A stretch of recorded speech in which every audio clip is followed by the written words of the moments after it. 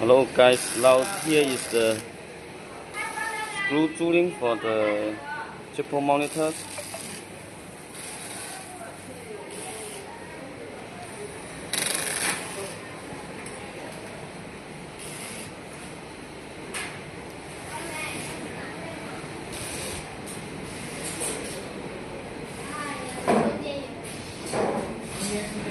And now they are doing the cleaning for the monitors.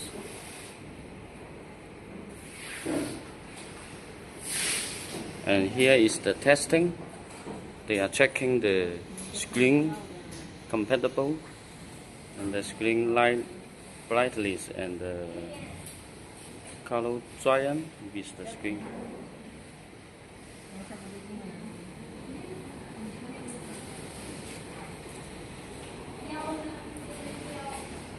And here is the bonding test for the triple monitors, and we will use the monitors to do the bonding test first.